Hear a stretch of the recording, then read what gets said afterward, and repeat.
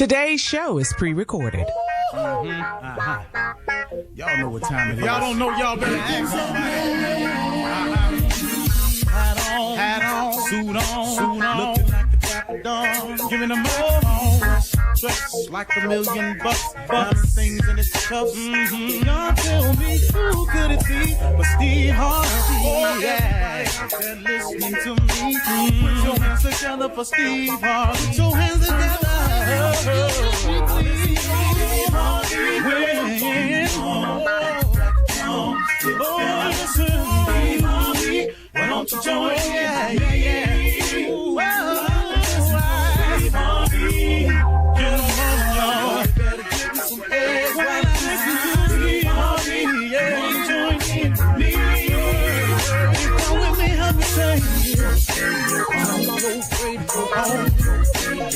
You gotta turn it on, yeah, turn it on. Steve Harvey in the morning, y'all. So y'all can hear me on. Turn it up. Steve Harvey in the morning, y'all. Yeah. Turn your radio on. You gotta turn your radio on.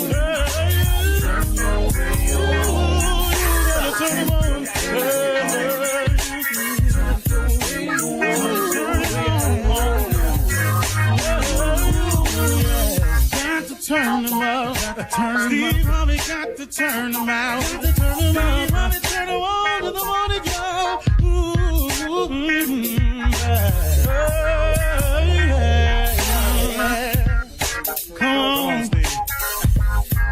Come on. Do your thing, Big Daddy. I sure will. Good morning, everybody. You are listening to The Voice. Come on, dig me now. One and only, Steve Harvey. Got a radio show. Man, oh man, oh man. How good is God to me? And part of the mission and the reason that I have a radio show is to become a sharer, more and more of a sharer. You know, I used to hear my mother say it to me all the time, but God blesses you to become a blessing. And I think the more you understand that about yourself, I think the more blessings will flow your way. I think that once you understand the principle that, but it's kind of tied together with some other scriptures, and I'm not too knowledgeable about them, of course, as usual, but I do know what I've heard, and, if you look at something simple as do unto others as you would have them do unto you, wouldn't you want somebody to help you if you needed help?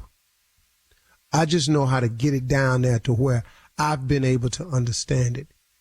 If there's a scripture similar that it says, do unto others as you would have them do unto you, or if that's, in a prayer, would not you want somebody to help you if you needed help? You've heard you reap what you sow. Do you understand that if you sow discord, that discord is going to come your way? That if you hate going to come your way? If you blog nothing but negative comments about people, your life will be filled with negativity. If all you do is talk about people, then guess what? Somebody got to turn that gun around and talk about you. See, it just stands to reason. So what I've learned in my life and through all the trials and tribulations that I've had is to take those lessons and share them with people in case you ain't heard it from somebody else. See, sometimes, and the reason it seems like I'm redundant at times, which I am, is because I'm always trying to find a different way to say the same thing. Because it's a funny thing, man. You got to hear it a certain way for it to click with you. How many times have I heard a saying and then I heard it a different way that it clicked with me? I've heard this saying right here. Remember this now. Everybody's not happy for you. We've all heard that, right? Everybody's not happy for you. Well, that's very simple. That don't need no explanation. That simply means of all the people you know or do not know, when something happens to you and you celebrating it, everybody not going to join in on the celebration. That's all that is. But then you take it one step further. My father used to say something to me all the time. He said, son, everybody come with you, can't go with you. I didn't get that when I was 15. Everybody come with you, can't go with you. He said, you're going to lose some of these friends you got along the way. But I don't care where you get in life. Know this right here. Everybody can't go with you. If you are constantly trying to improve yourself, you constantly have to take assessment of the people around you. Because if you are going to continue to go and continue to grow, then guess what? You got to have people that's on the go and willing to grow. Or else, guess what? You're going to learn a valuable lesson. You know, the late boxing promoter, Butch Lewis. I was talking with Butch Lewis one time, and man, what a good brother, man. He said every successful man is doing what I call, he got rope work to do. He got rope work to do. He got to put in work on rope. And I'm sitting there listening to Butch Lewis and all the money he had made and all the people's lives he had changed and all of the moves he was making and his incredible skills as a negotiator on behalf of some very, very wealthy people. He was just an amazing man with no education, but he read everything. Butch Lewis read all the papers, all the periodicals. That brother knew everything. He said, you got to put in rope. And I was sitting there listening. He said, here's the analogy, little brother. He said, you are on rope. There's a thick rope. You have on no shirt. You have on some tattered clothes. You have on no shoes. Your shorts is cut off just below the knee and they tattered. And you got dirt on you and you're sweating. There's this huge raw rope over your shoulder. There's burn marks on all of your shoulder. Connected to that rope is a wagon. That wagon has all your weight on it, all your responsibilities, all the people you're responsible for, all your children, your wife, your family members, your employees, your co-workers, your friends. They all on that wagon, man. They just sitting there. He's saying what you got to do is you got to pull that wagon up the hill. Now, only thing with it is can't nobody help you pull your wagon. You pull your wagon alone. He said, now, what you can do along the way of pulling your wagon is you can find yourself a good wife, a good woman. He said, now what that woman does is she get down off the wagon. She fan you while you pull it. She put water on you while you pull it. She put stuff in your mouth while you pull it. She kick rocks out the way while you pull it. But she pulling for you. But she is equally as important as you are on the pull of the rope. He said, you hear me clearly now, young soldier. He said, nah, get this here. He said, it's people on your wagon that you're responsible for, but you want the people on your wagon to help you get your wagon to the top. So what you hope is that they got their foot hanging over the side, pushing. They got one leg over the back, or maybe both legs over the back, pushing. They might have their butt on the wagon, but they push you with both legs. They back facing your back. Maybe some of them facing you, but one of them got left leg hanging over trying to push. And you hope that all them people on the wagon you pulling is back there at least trying to help the wagon get to the top of the hill. Here go your problem though. Everybody ain't pushing. Everybody ain't pulling. Everybody ain't kicking rocks out the way. You got some people on your wagon that's just laying on the wagon, drinking lemonade, looking at you, talking about how long it's taking you to get your wagon up to the top, looking at you, talking about why this wagon's so slow. Then when you start picking up speed, they want you to pull harder, you to pull faster, you to pull more. Then they want you to throw what you done earned on the way up the hill back on the wagon so they can have more. But guess what? They ain't helping you get more. But they got a sense of entitlement that since you got more, they should have more. Everybody come with you, can't go with you. Sometimes you got to kick the people off the wagon that ain't pushing and pulling and say, hey, man, I'm sorry. I thought I could do this with you, and I thought you was going with me, but it's clear to me you ain't nothing but dead weight, and it ain't my responsibility to carry dead weight anymore. I have carried you as long as I have to carry you. You are no longer my responsibility. I'm responsible for my family, my wife, my children. I'm not responsible for you. You got to get off my wagon, because I'm a man on rope. I'm on a mission, baby. I'm pulling. You're listening to the Steve Harvey Morning Show. Ladies and gentlemen, the time has come. A new day has arrived. He did it again. That God, boy, he's something else, man. He the only one could do it. And you know what? He show up. Never been late. Track record, 1,000%. Accountability, all of it. He checks all the blocks. I don't know nobody else check all the blocks but God Almighty. Wow. That's a good friend to have, man. Check all the blocks. Got answers to all your questions and got a solution to all your problems. Man, if you don't do nothing else, get you a relationship with God, man. If you don't do nothing else. You know, sometimes your focus is too much on a relationship on a man or a woman. You better get you some God, man. Somebody that ain't gonna ever check out on you. That's all I'm saying. Steve Harvey Morning Show, Shirley Strawberry, Carla Farrell, Mississippi Monica Jr., and the legend that is Nephew Tommy. Well, Junior. Yeah, I just got a question for you this morning. Consider this is Easter week. Could you have been a disciple, Lord, with the Lord back in the day? Could you have followed the Lord back in the day? Steve Harvey, the disciple. Could you been a disciple, Lord? Yeah, I'm doing it now. Yeah. But I'm talking about walking with me every day. You wouldn't complain about nothing. You wouldn't have no Steve. I didn't say that. I said I'd be a disciple. Yeah. Now, you know, I'm gonna go over there with him. But all this rock throwing y'all talking about doing it all this here.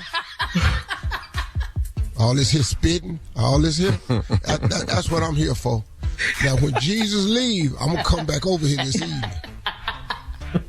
Now, throw something next time we come to town here. Yeah. Throw something.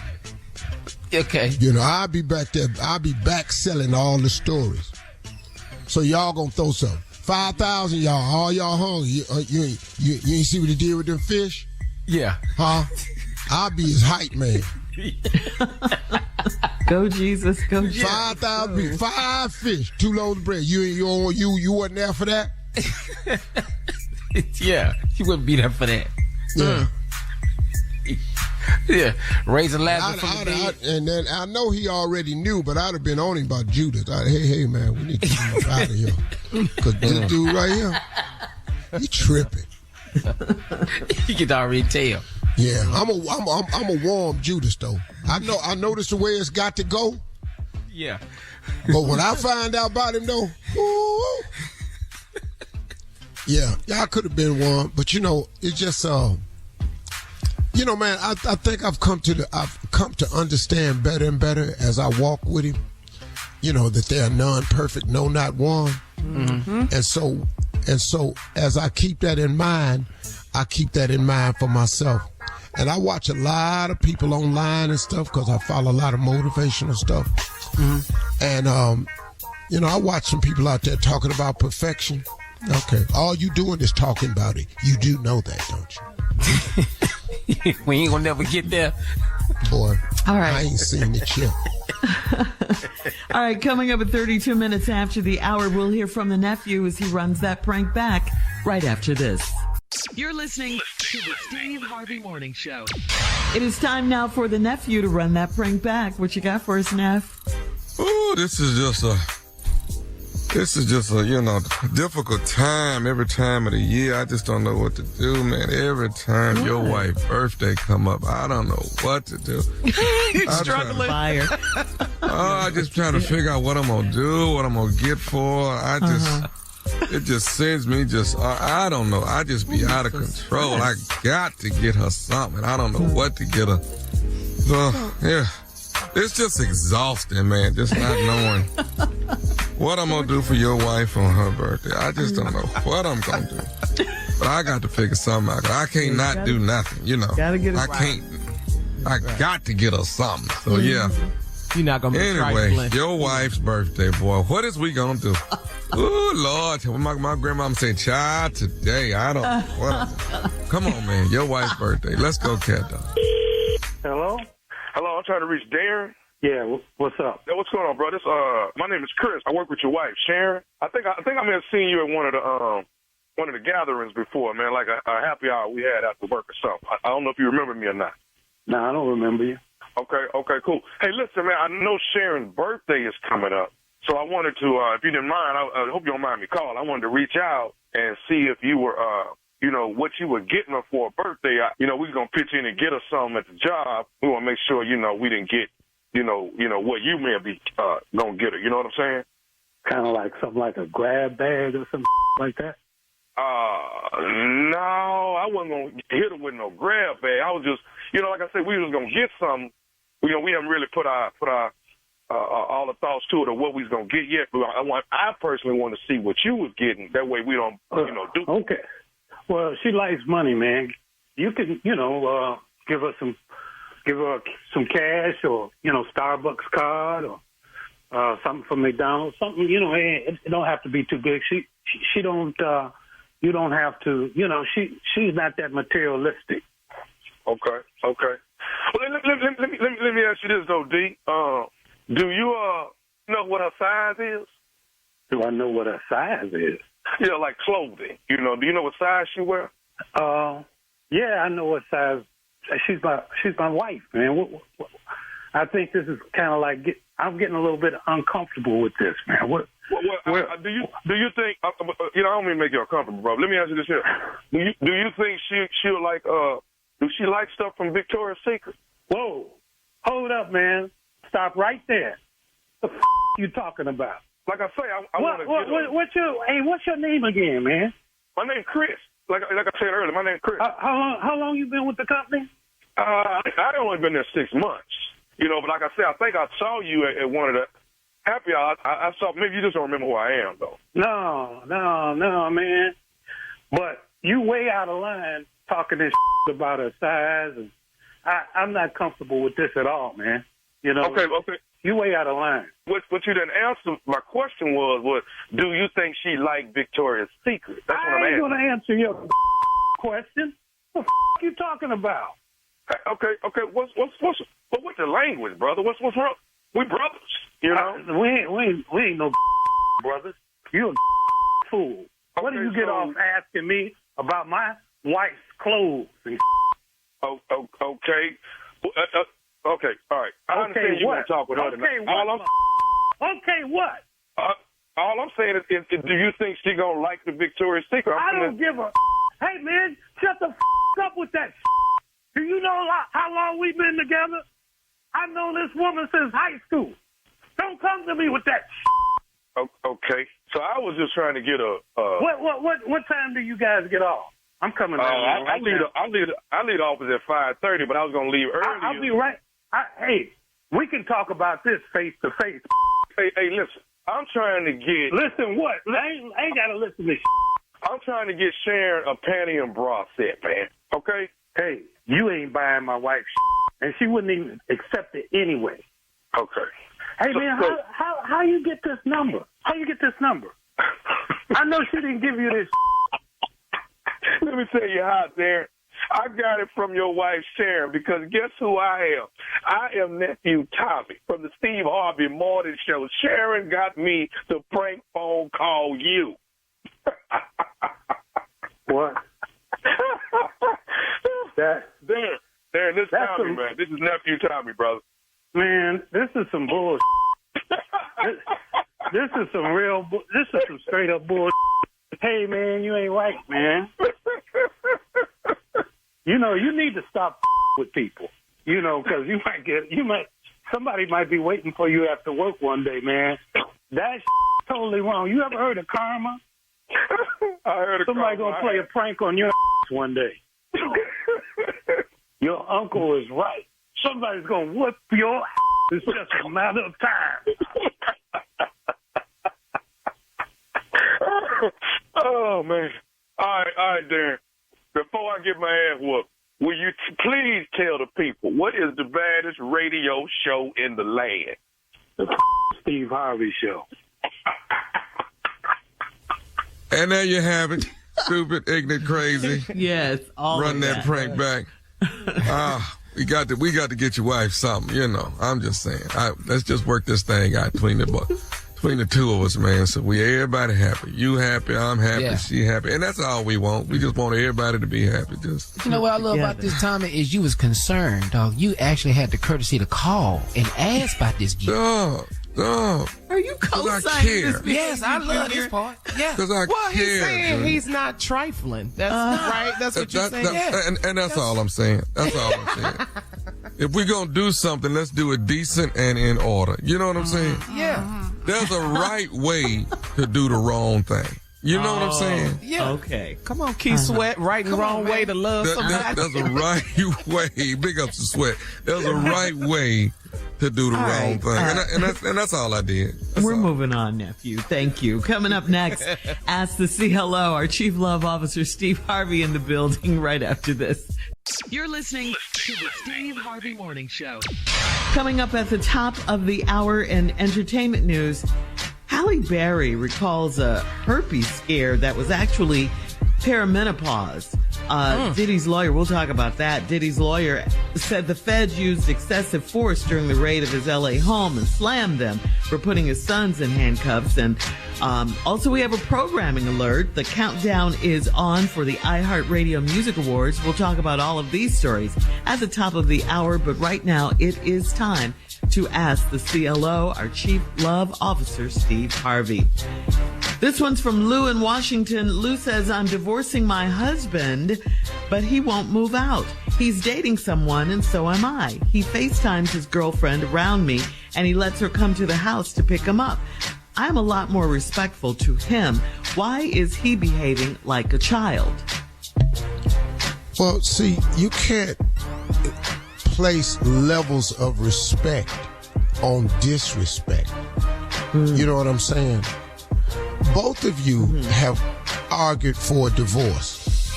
Both of you have argued for divorce. Okay? Both of you have agreed to a divorce. He won't move out. You got a boyfriend. He got a girlfriend. He FaceTiming her while you around. He got her coming over to the house to pick him up. But now you want to place levels of respect on disrespect. Look, man, if y'all ain't gonna be together, then don't live together. Well, if y'all don't want each other, quit caring about who the other one want. You got a boyfriend, he got a girlfriend. What? She thinks he's behaving like a child, she says. Why y'all living together? Y'all don't want each other. You got a boyfriend, he got a girlfriend. What? Now where we at? Now once you break the covenant of marriage, what you expect to happen? He supposed to line up in some other rules? He don't even obey the basic rules. That's all I'm saying. I mean, it just don't seem like, I don't see why you wrote us. Man, you know what's happening today in this world? We allow and exist in so many abnormal conditions. We keep trying to normalize mess. And then you want mess to get regulated. You can't regulate mess. That's why they call it mess. All right, man, moving on. I don't understand that. What? Yeah. I think she just wants him out of the house, too. Moving on to Amira in Detroit. Amira says, I have proof that my husband cheated and my two sisters saw the video. They are mad because I'm not responding to him like they expect me to. I know what's going on in my house, so I need grace from them. How do I tell them to let me handle it? Where the video come from? That's what you say. I need y'all to let me handle this. Okay. Now, the video is out. Yeah. There's footage. What is going on? Proof. What is? Hard Once evidence. the video get out, you are open to public scrutiny and speculation. You might as well have posted it. Wow. Whew. These days and times in which we I'm live. convinced you can't cheat unless you in pitch dark. Just pitch dark. Why won't my sisters let me handle it? Yeah. Ladies, how did they see the video? You showed it to them. She knows what's going on in her house. I need a nap. Yeah. Well, seems to me like your house is in the streets. So now, you know, everybody know what's going on. It's hard to handle what's in your house when everybody in the house. Yeah. Yeah. And, you know, her and her husband might could work this out. It could be workable, but when you get that outside pressure, it's hard. Yeah. And a video. Okay.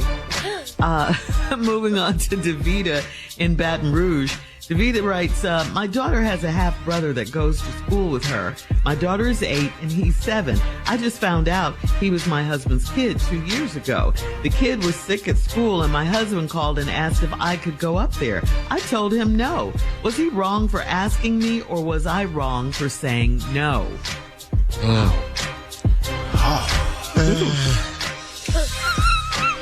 This is tough. Go get the boy, man. I ain't going up there. It's his Your child, son, you deal with it. regardless. Well, it seemed to me like he should have went up there. Yeah. Instead of asking her. But maybe he couldn't get off work or he was closer and all this here. But now, see, bruh, Where's his mom? wife just, now listen to me. The boy 8, your daughter 7. Yeah, the boy's 7. You just found out about this boy 2 years ago. And he was 5. Dad ain't really, no, when he was 6, right? He was 6. Yeah. So 6. now that ain't really set in yet. Yeah. And now you trying to figure out what you want me to come and help you do what? Yeah, that's a tough one. Mom. Yeah, it really I is don't a think tough you were wrong for not going up there. I really don't think you were. Because you have every right to, he can't ask you to join in and help with the rearing and all like that. He should have went up there or the boy's mama should have went up there. Yeah. Why? Yeah. But that was a test to see how if he could work this in. He know now. Don't He can't work it. He know now. He know now. God damn. This ain't no one big happy like that. family, buddy. She is not there yet. He's only had 2 years to process this 7-year-old baby. Too soon. So the dad's got to go if she's not going to go, and the mom. So he's got to go because the baby is sick. I mean, the boy is. Well, you know, sick. now remember now, this is a letter. So they done already handled this, however. So ain't no who got to go. She didn't go. Yeah. She didn't say how the baby got handled, but she didn't go. Her question was I wrong for not going? Was he wrong for asking? He wasn't wrong for asking you, but you wasn't wrong for not going. Okay. All right. Last one, Steve. Moving on to Fabian in Indianapolis. Fabian says, I'm dating a new guy and I cooked dinner for him. I had jambalaya with jalapeno cornbread.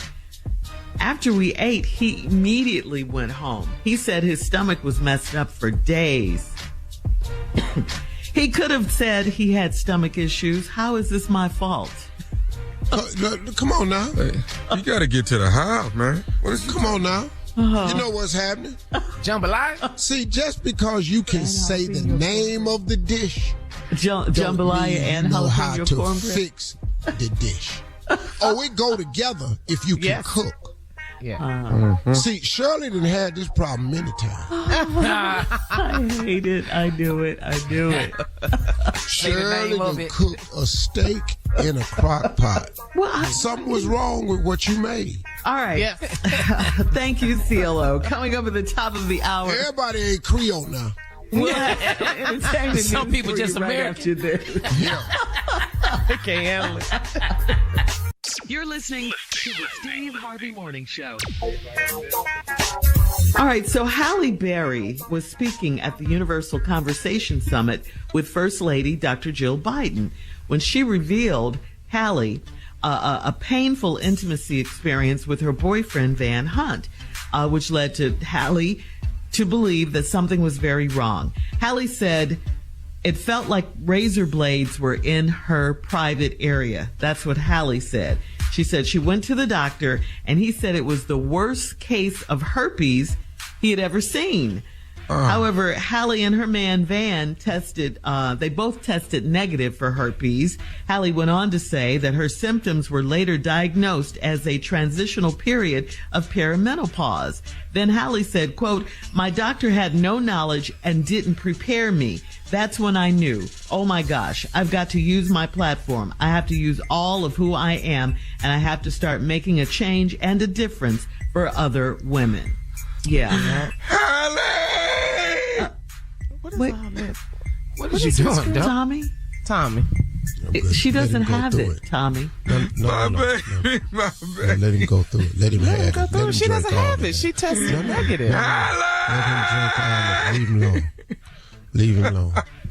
Yes. But yes. That's Steve, his crush. That's his all-time crush. My you know how people hear what they want to hear. She doesn't I know. have it. I Did know, he hear that's that good. part that she tested negative for the virus? Yes, Tommy. It's that. It's that. Yeah, she got it. Yeah. No, she doesn't. No, Yeah. no. Shut up. Shut up. Yes, Tommy. Yes.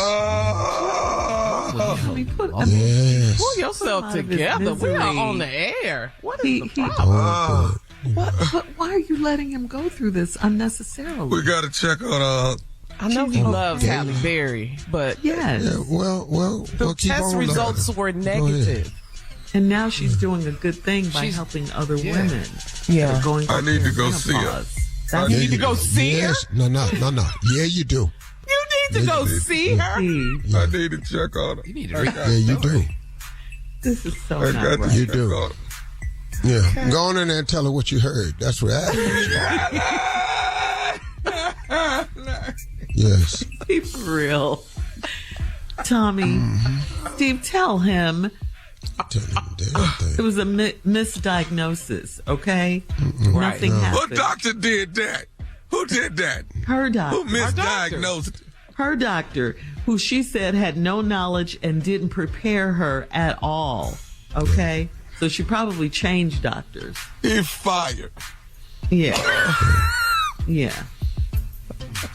You ain't never had no news when the doctor told you something you ain't want to hear it? Hello.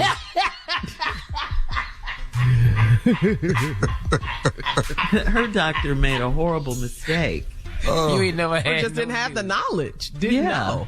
Didn't know. Oh, my Just because you're a baby. doctor don't mean you know everything. Everything. Right. Trust me. Yeah, but But see, she's Tommy, okay, but then- Tommy. Tommy, yeah.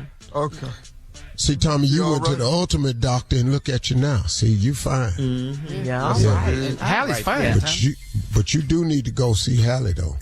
And we got to love go you, check on Halle. We love We you. do. Yes, Thank we you do. for Halle thinking Berry. of other people during a time like this. You know, she wants to help other women and make a difference, make a change. I love. But you know what, though, on a serious note, the number one cause of death in this country is not cancer. It's not Immune diseases. it's not auto crashes. It's not gun violence. The number one cause of death in this country is medical misinformation, misdiagnosis. That's the number one cause of deaths in this country.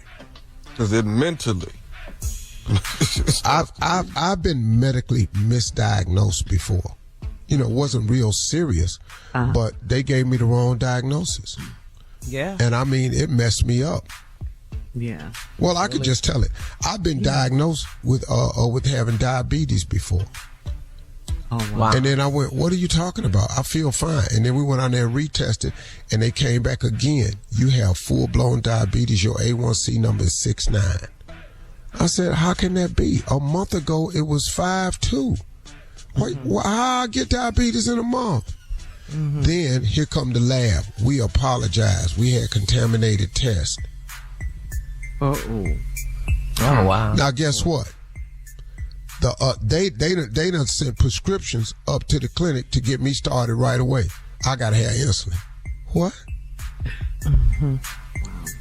Yeah. Misdiagnosis. That's what So she that's all it was. And there's people with more serious issues than that. Yeah. That's why, listen to me, y'all. When you all get an opinion, go get another one. Get a second opinion. Get a second opinion. Get a second one. Okay. All righty. Earl, Tommy, you all right? I'm all right. I'm going to go see her. I know it was devastating. I got a partner had 2 knee operations. Come to find out, it was his hip. What? What? Yeah. What? Wow. Yeah, I had a partner had 2 knee operations. Come to find out, it was his hip. Oh. Now that's bad. There's nothing you can do about that. That's malpractice. That's horrible. Second a opinion. lawsuit. Second opinion. That is a lawsuit. Yeah. All right. We're going to try and get to this other story. It's about Diddy. His lawyer says he was a victim of a witch hunt. Aaron Dyer released a statement that read in part, there was a gross overuse of military-level force. The search warrants were executed in Mr. Combs' residences. There is no excuse for the excessive show of force and hostility exhibited by authorities or the way his children and employees were treated. This is an ongoing story, and we'll keep you abreast, of course. Yeah. Coming up at 20 minutes after the hour, we'll talk about our favorite Easter childhood memories right after this. You're listening to the Steve Harvey Morning Show. All right, so this Sunday is Easter, Resurrection Day. Yep. The day Christians celebrate all around the world. So, guys, let's talk about our favorite childhood Easter memories. I'm sure you have some. Easter was an important day, still is, growing up. I mean, you know, new Easter clothes, all of that. Yeah. My favorite one was also my worst one at the same time. What do you mean? Bad Easter?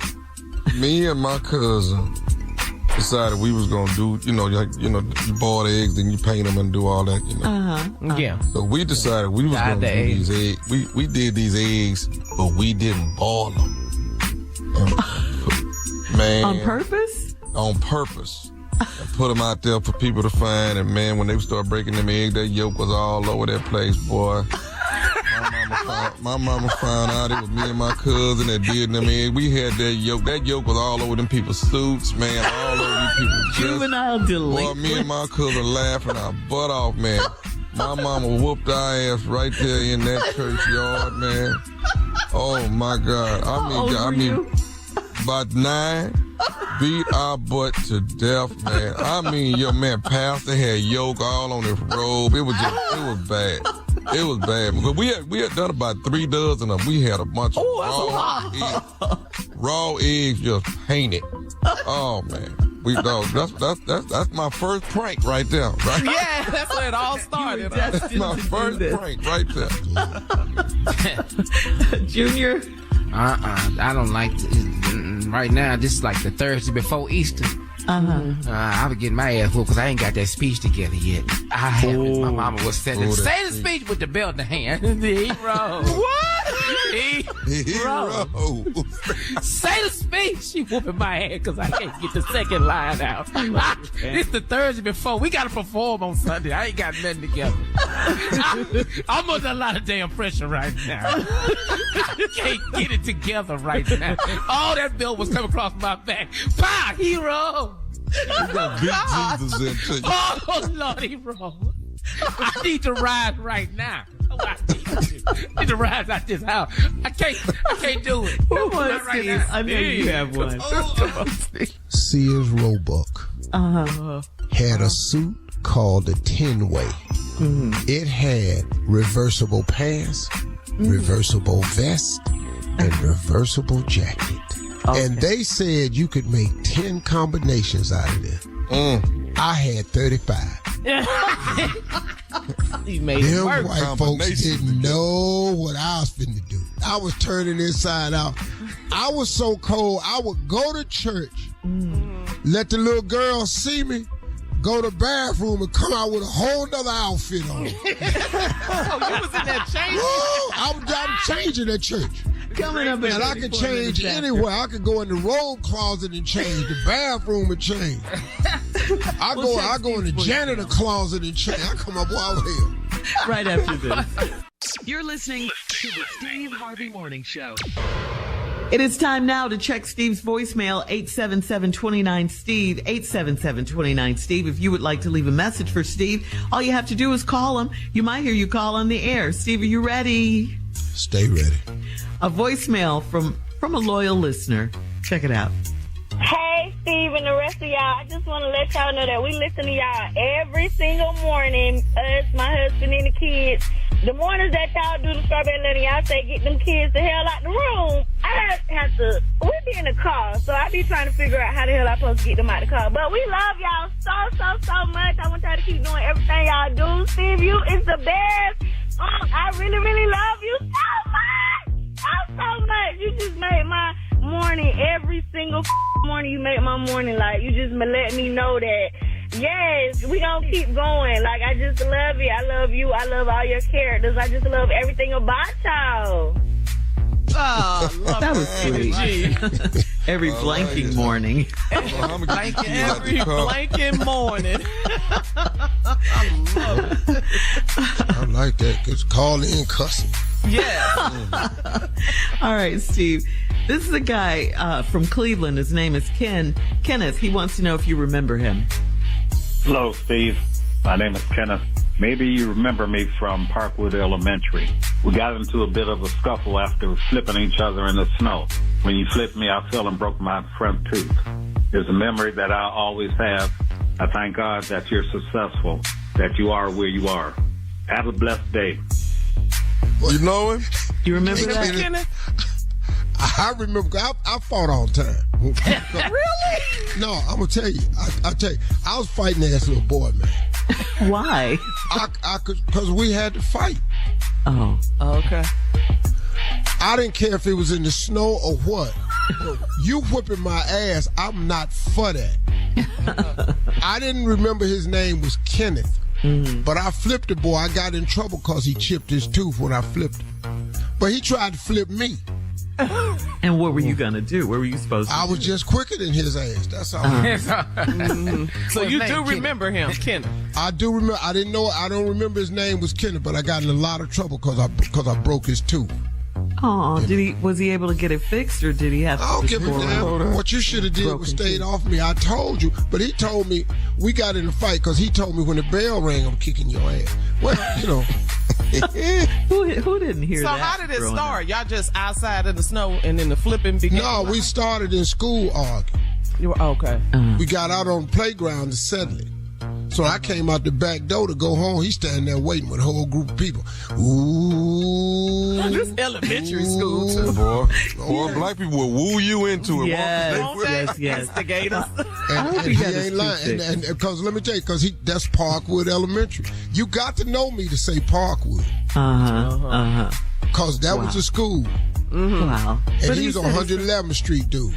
Mm-hmm. I was 112. I had to cross his street to go home. But I told him. Well, you ought to check on Kenneth, man, and see if Kenneth need another tooth. But why you still mad, though? Because I told his ass then, go head on. How old were you? We was in there. We had to be 5th, 6th grade. Oh, wow. Oh. You can't count the stories of how many fights I've been in. I fight. Well, our neighborhood, we had hands, but you had to have hands, though. It wasn't none of it. Wasn't no shooting. No. You got another call. Sorry about that, Kenneth, man. Hanging that dog. That's it? That's your message? Kenneth.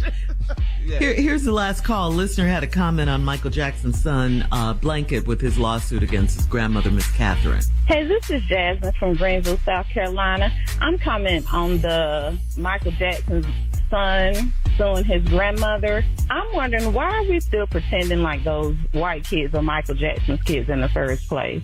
What Catherine Jackson needs to do is go ahead and take a DNA test and prove those aren't her grandkids in the first place, and that'll shut him up real quick. Ooh. Whoa.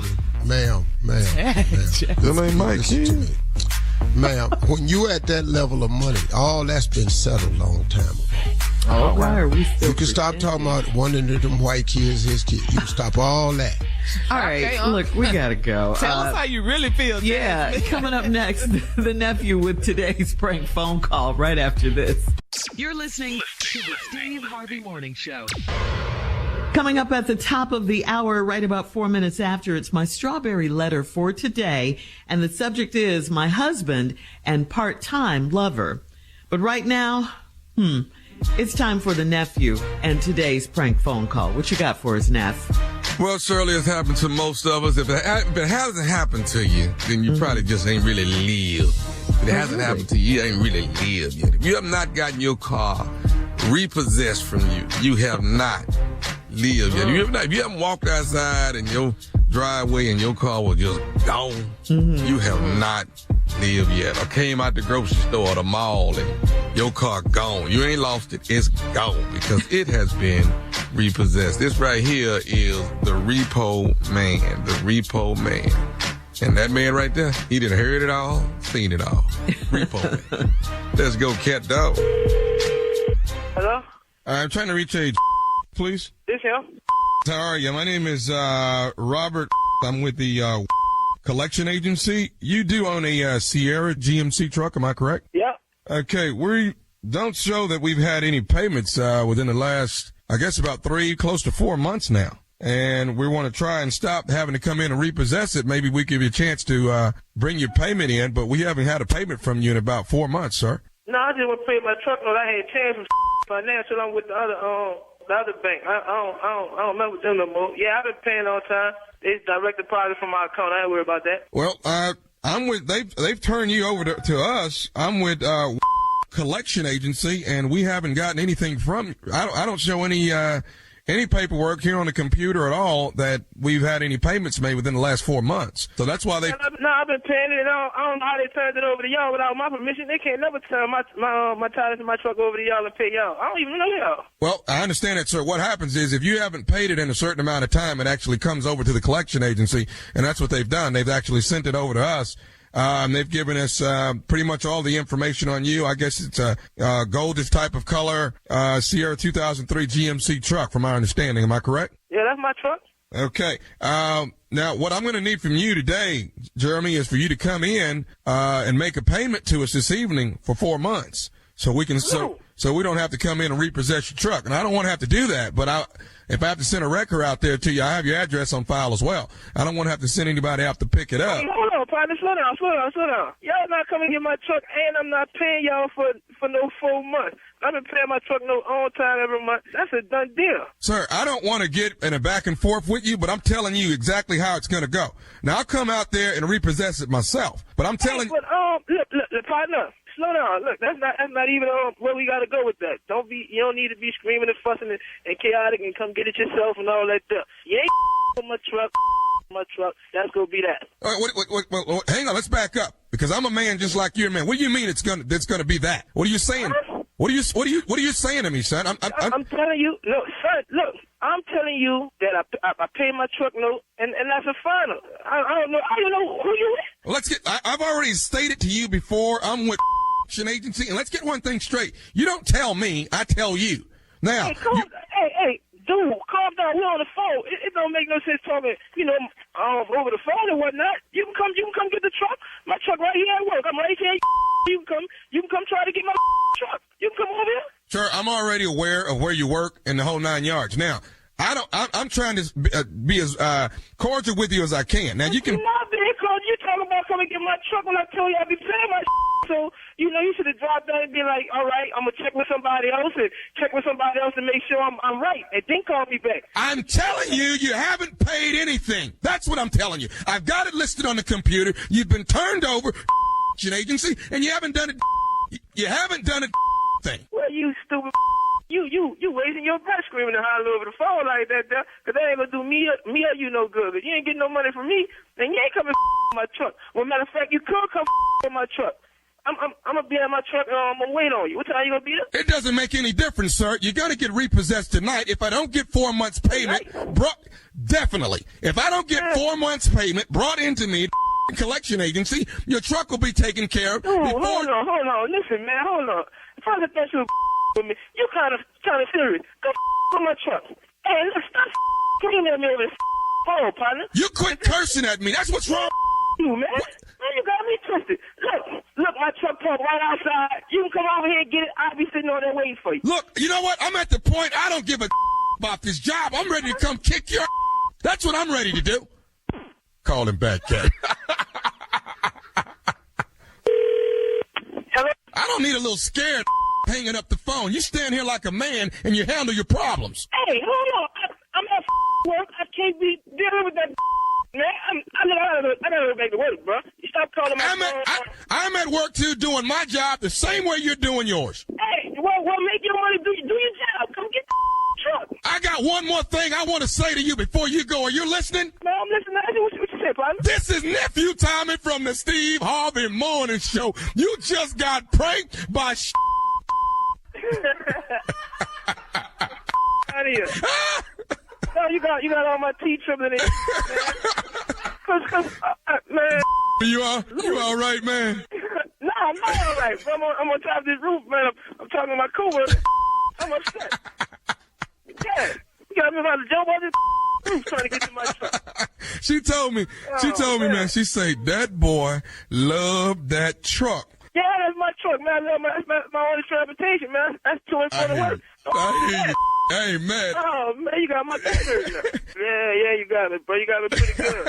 Hey, I gotta ask you, man. Tell me, brother, what is the baddest? I'm talking about the baddest radio show in the land. Oh, no doubt.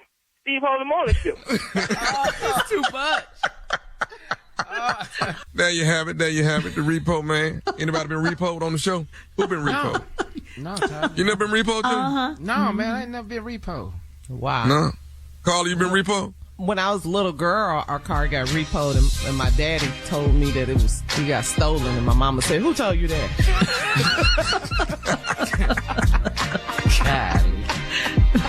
I was real. Shirley, you been repossessed? Yeah. Shirley sound like hell yeah. Well, let's go ahead and ask you know who. You already know good and hell well. Took a long time though.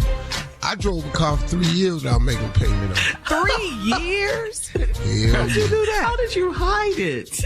My own ex-wife sit up here and got a hold to it and used it and parked it somewhere. I told her ass not to park it.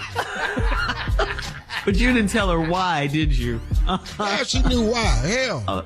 Oh, she did? Oh, we in this together.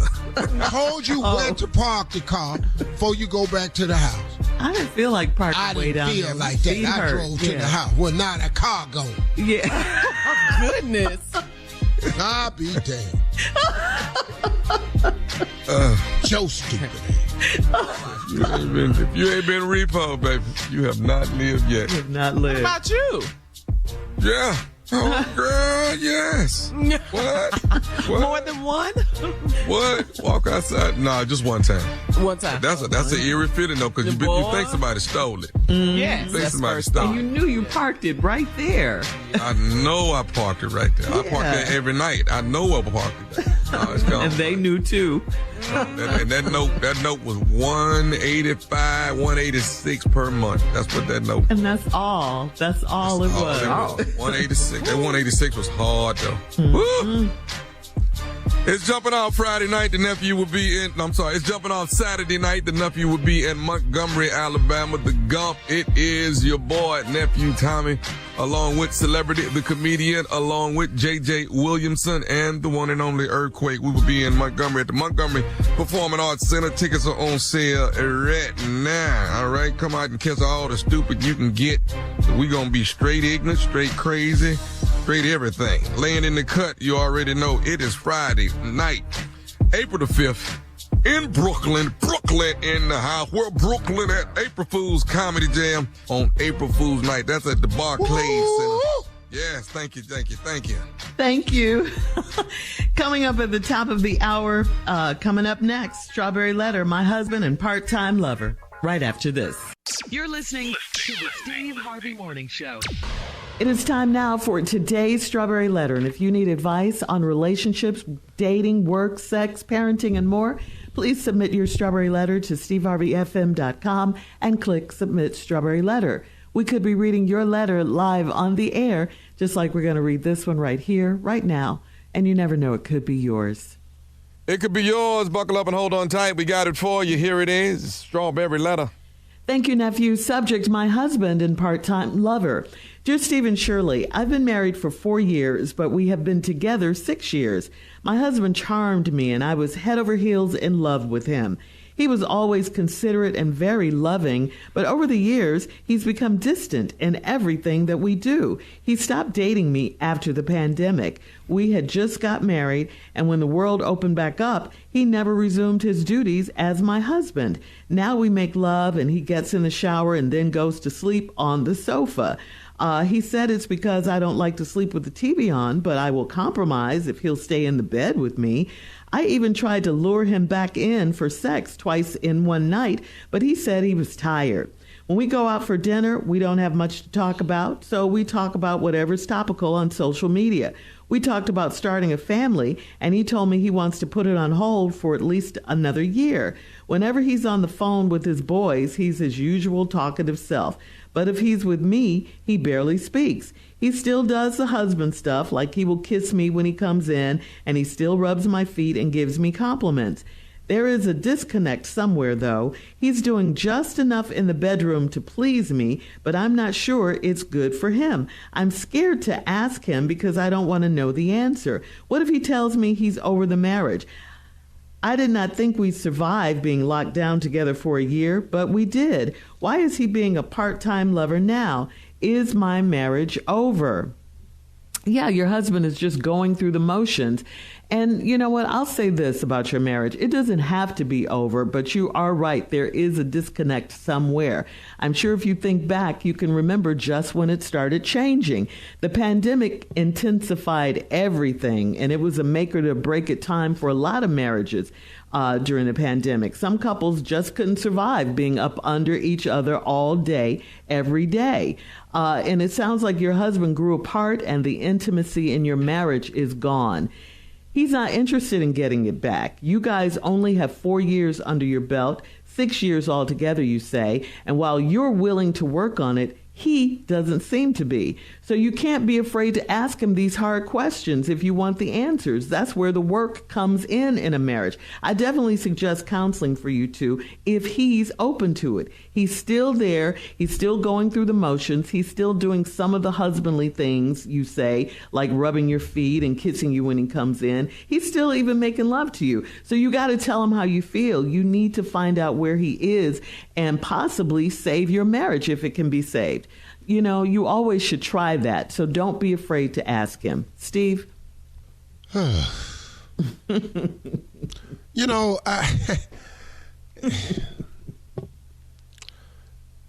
my husband and part-time lover is the subject. At the end of the letter, the lady asked the question, is my marriage over?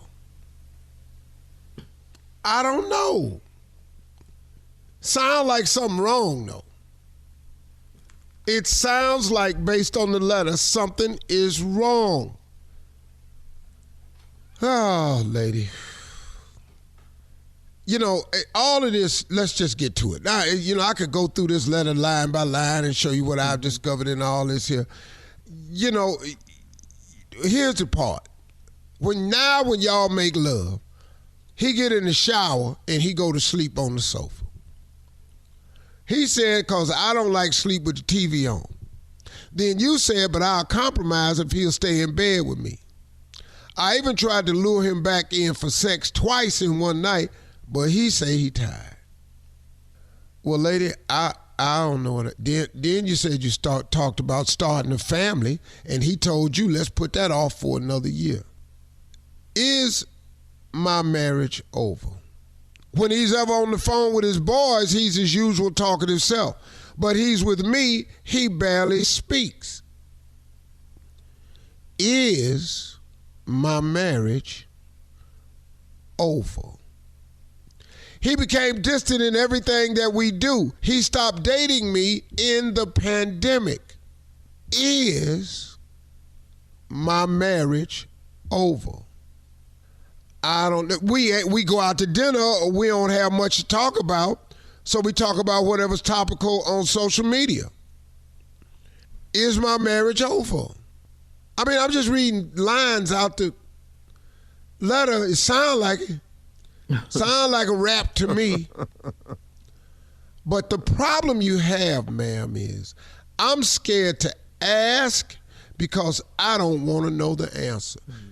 You can't put your head in the sand. I don't understand that part of it. I'm scared to ask because I don't want to know the answer.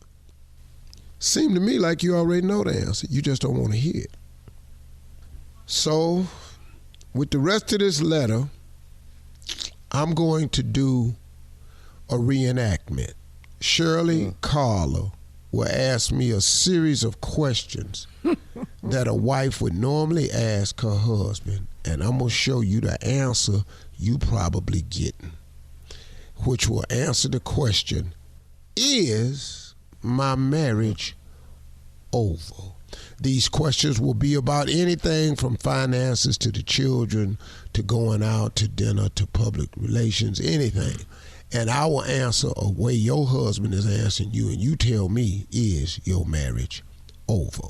We'll do that when we come back right after this.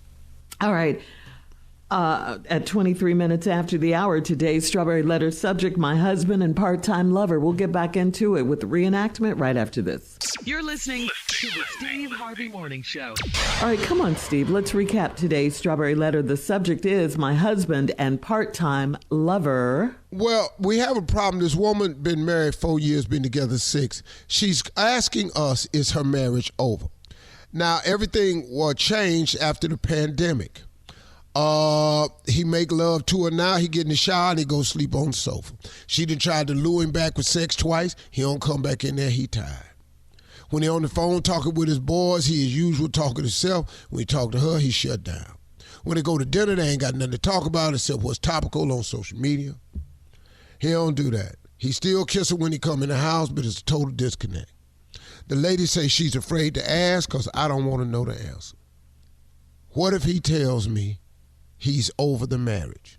Then she said, I don't think we'd be survived being locked down together for a year talking about the pandemic, but they did survive it. But everything changed after that. So did you survive it? I'm not sure. So now, since this letter is so obvious to me, what I've decided to do is ask Shirley and Carla to ask me any questions, and I'm going to be the husband that's in the letter, and I will answer the letter based on how I think this man has been acting. He's aloof, he's distant, he's disconnected. Ladies and gentlemen, let us begin with the wives questioning the husband. Honey, you want dinner? No, I ain't hungry. I already ate. I ate yesterday. Yeah. But surely you're hungry now. I can fix you whatever you like. We got steak, we got shrimp, we got chicken, whatever you want, honey. Yeah, I don't eat that no more. I gave up chicken, steak, shrimp, all that. I'm just letting it go. Good night. So you're vegan now? What are you saying? No, I ain't a vegan right now. I just don't eat that no more. Hey, babe. Wow. Huh? So you want to do a double date, hang out with our friends, you know, who we normally go out with? Oh, yeah. Who? What? Yeah. Yeah, where we going? Well, we was going to go to dinner and then afterwards get some cocktails or something like that. You know, our normal. No, I won't do that. I got to go work. Why not? You busy? Yeah, I got to go work tomorrow. Tomorrow night. I know you got to work during the day, but I'm talking about tomorrow night. Let's go kick it. Yeah, tomorrow night. That's why I say I got to go work tomorrow. So you got to work during the day and at night? You working? No, I got to rest at night because I'm going to go to work tomorrow, the next day tomorrow.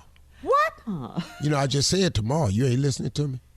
So we can't hang out? What? We need some together time. What's going on? I don't like hanging. You know what I mean? It bothered me. You know, I was watching a Clint Eastwood movie the other day, Hanging Loose at High Noon, and ever since they hung Clint Eastwood, they shot him down out that tree, I ain't been able to hang out no more. I don't know what it is. Oh, what are you honey. talking about? Honey, look at that baby. You said you on hanging. What look baby? at that baby. Isn't that baby so cute? Aw, look at him. I told you. I told her, hey, I see where you're going with this here. Love to have I a told you we baby. don't need to have no damn baby right now. I done told you that. Well, why not? I mean, why not? We don't. Okay, because you see how you just was fawning all over that baby right there? Yeah, he's so cute. See, I don't want to split that time. Fawn over me. I do fawn over you, honey. At least for another year. But a baby would be such a beautiful addition to our family. Aw. Not Honey. right now. Well, why not I right done now? told you a year. We have the time. We got our work in order, everything. Our careers are going well. Why not a baby? I want a baby, honey. Why you pressing me? Why you all up on me about this baby? We just want to increase our family. That's all. That's all it is. Just have a beautiful little baby. That ain't. I don't feel that way since the pandemic.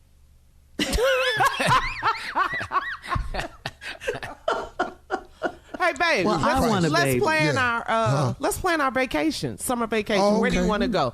You want to go to the Caribbean? You want to go to Mexico? You want to go to Europe? Where you want to go? Africa? Where you want to go? Sky's the limit. You know What? I was thinking about going down there. The YMCA got a The what? package. The YMCA.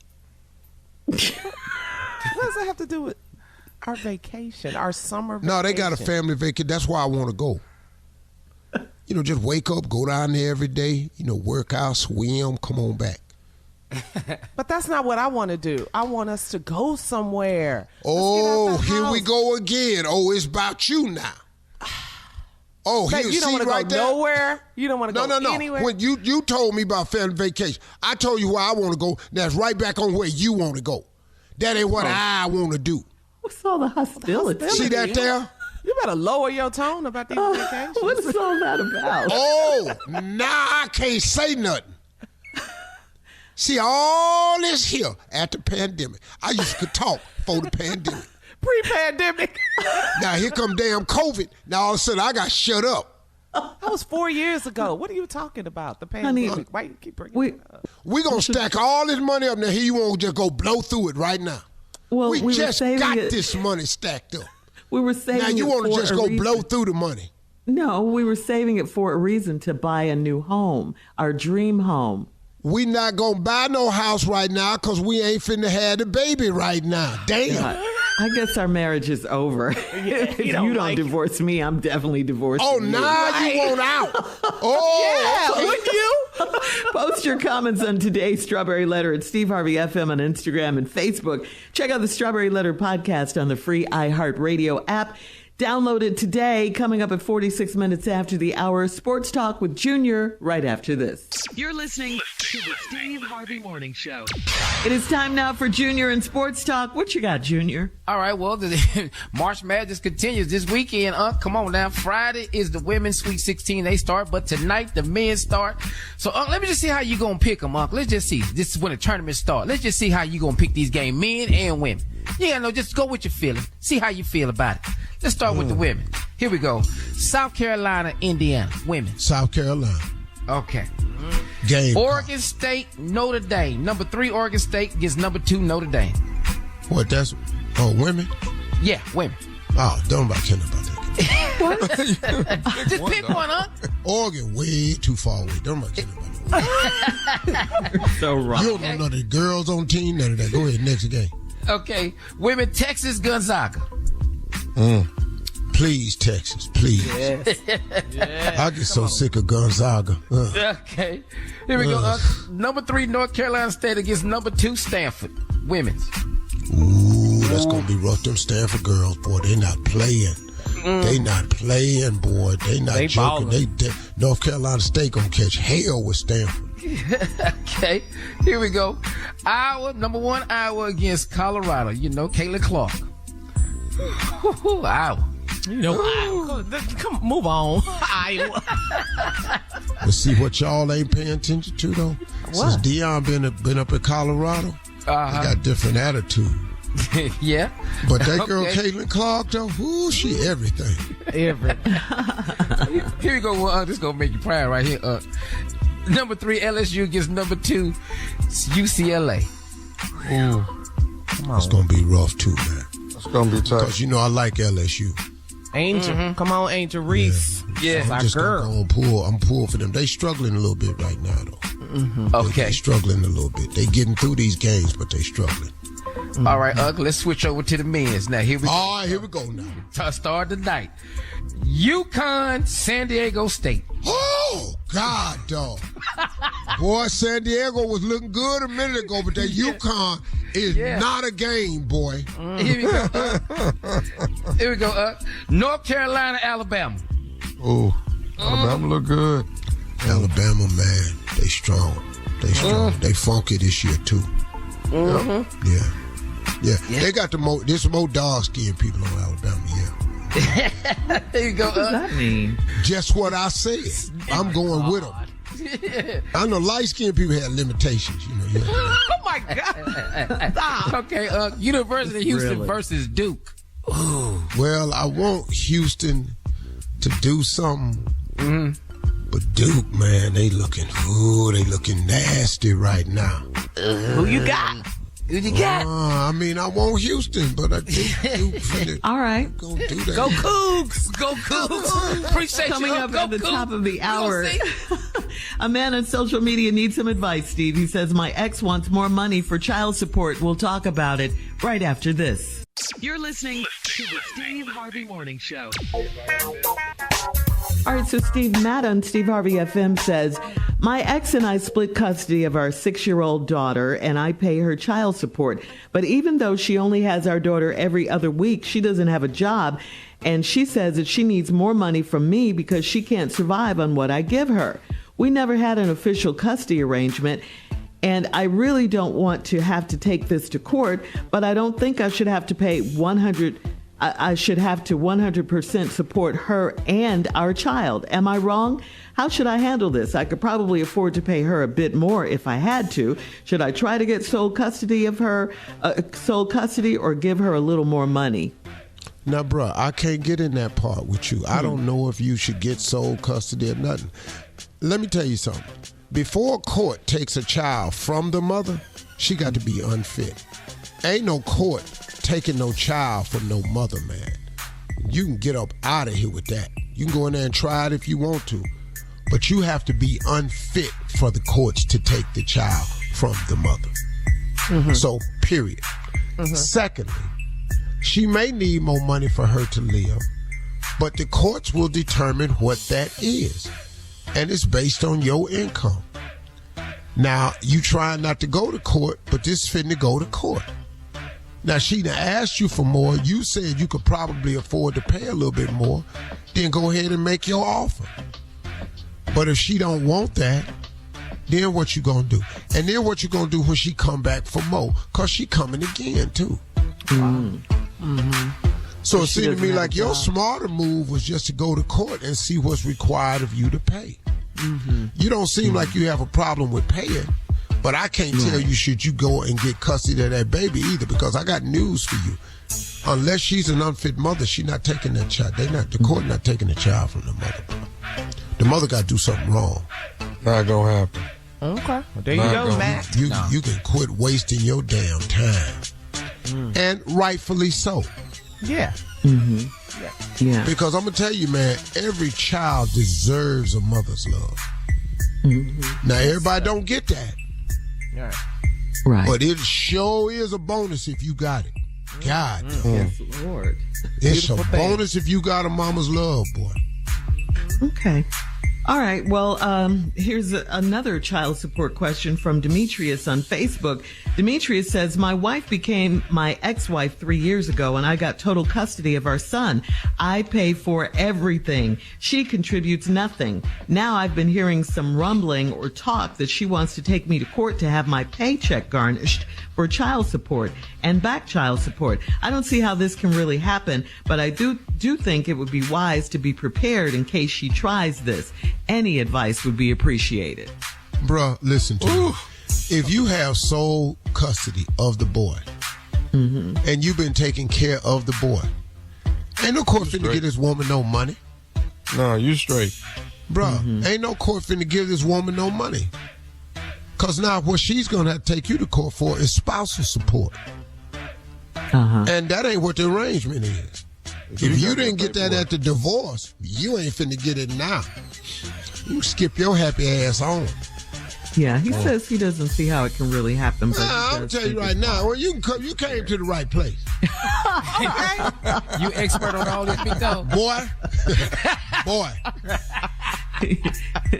You know from which you speak. Wow. Yeah, I'm telling you because I know. Because I've gotten possession of my son before. So I know how that go. Yeah. And so far, these are just rumors. And, and people can say what they want to say, but I got possession of my son. Now, you can write whatever you want on that damn internet. I got him. Now, you go from there. I paid child support for years, and my son was with me. Now, what? Look at that. Look at that. Yeah. Hold up. I got one for you. I can top you. What is going on? Well, I just say it. Yeah, say it. let's Get it out. I want to hear it. All right, we'll have more of the Steve Harvey Morning Show coming up at 20 minutes after, right after this. You're listening to the Steve Harvey Morning Show. We're sending our thoughts and prayers out to the families and the victims and survivors from that horrific, terrible Key Bridge collapse in Baltimore. Maryland's Governor Wes Moore and other officials said the collision was an accident, and federal officials said there was no evidence of terrorism.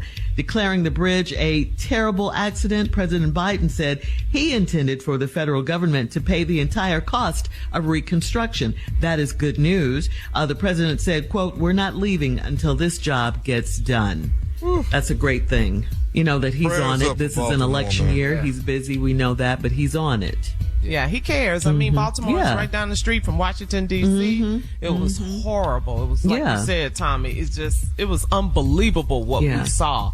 We saw that video. It looked like a movie. Yeah, Steve, you said it. You saw headlights, people driving. On the bridge. On the bridge, oh God. And the construction. Did we get a name on who was driving the barge? Did we get a name on that person?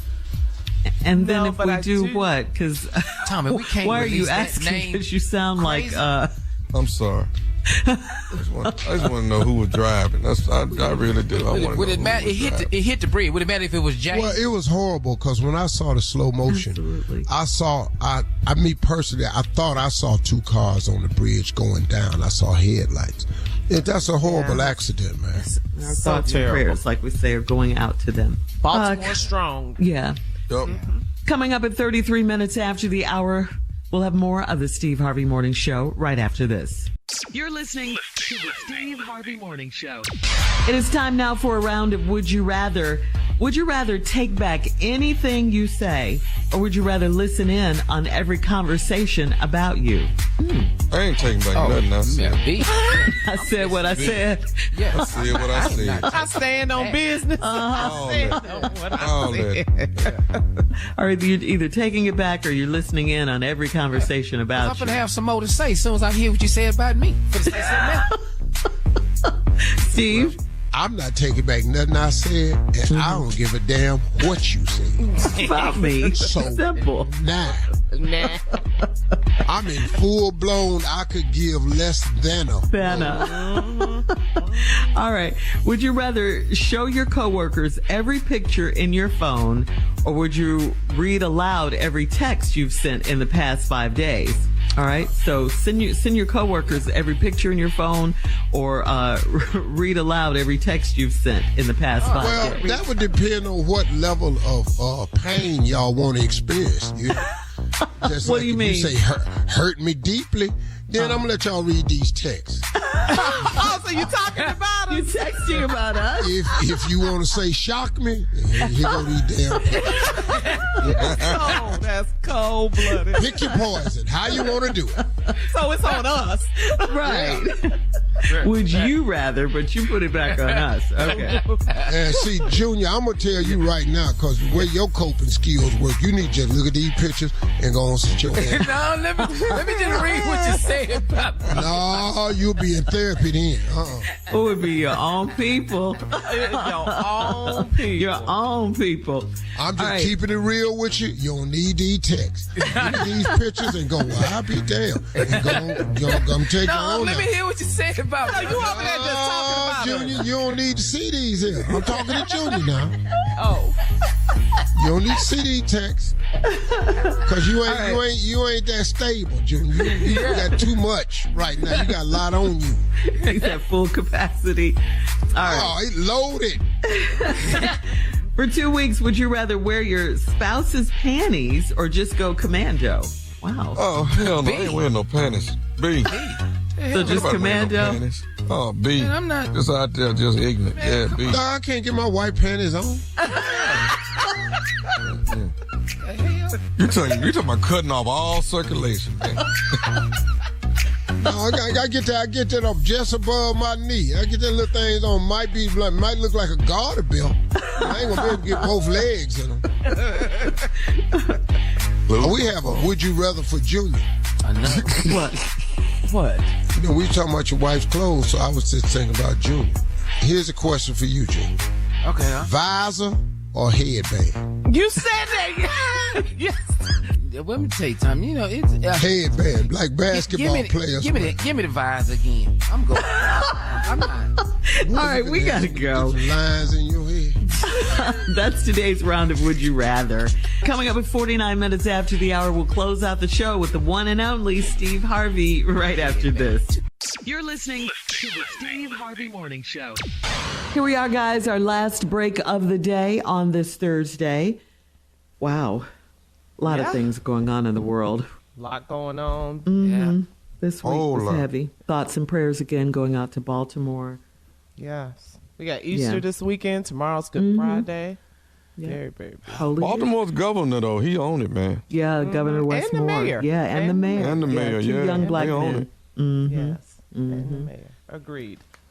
Steve, you want to take us out?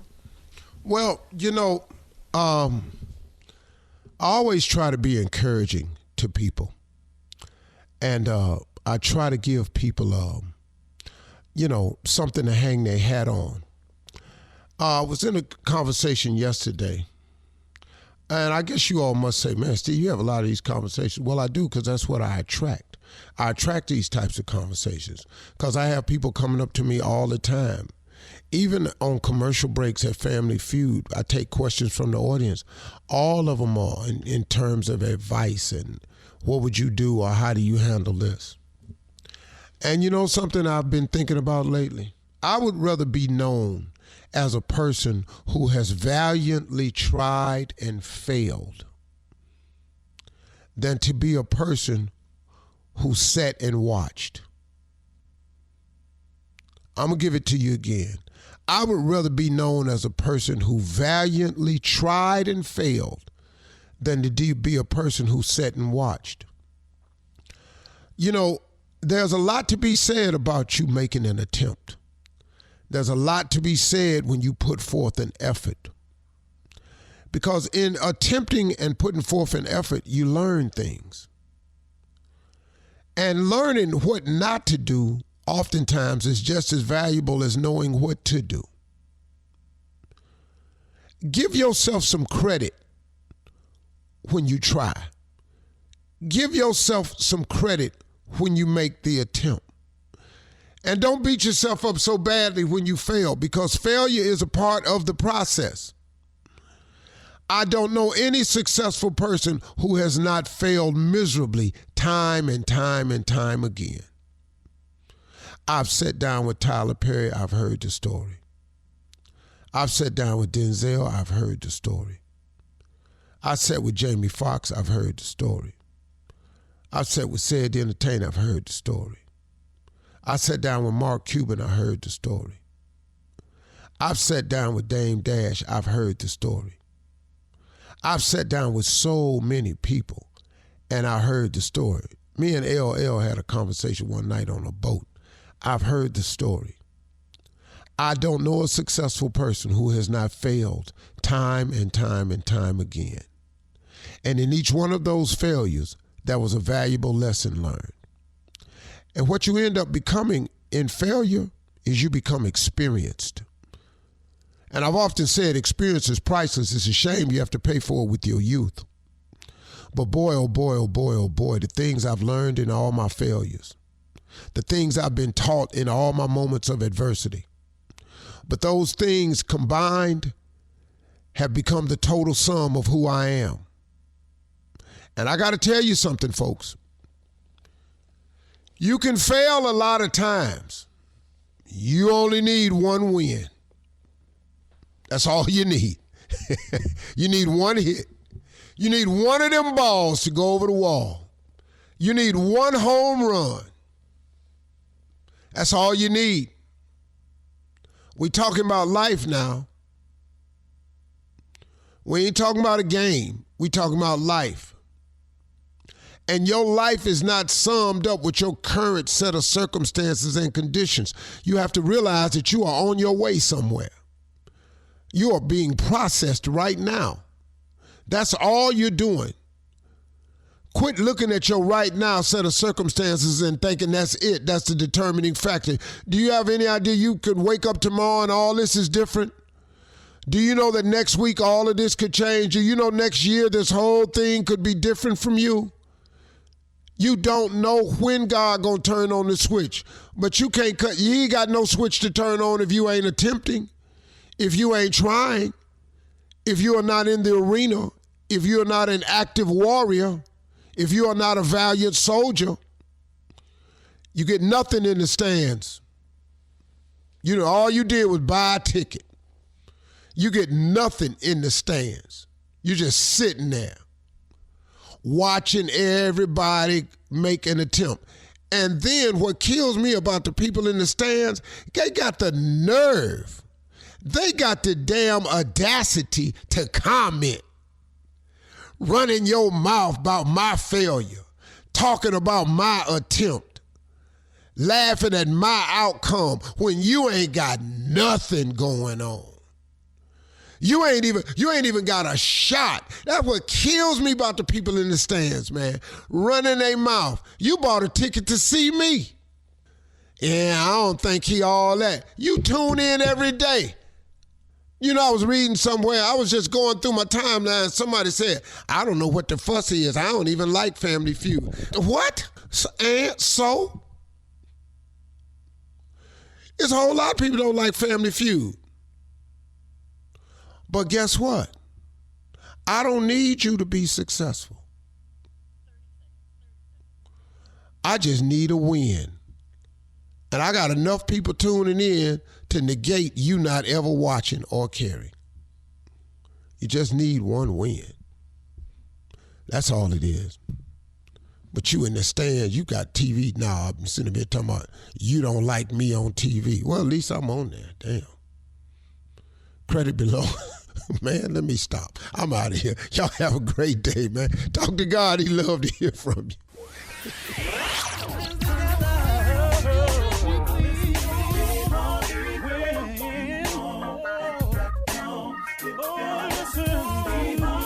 For all Steve Harvey contests, no purchase necessary, void where prohibited. Participants must be legal U.S. residents at least 18 years old unless otherwise stated. For complete contest rules, visit SteveHarveyFM.com. You're listening to the Steve Harvey Morning Show.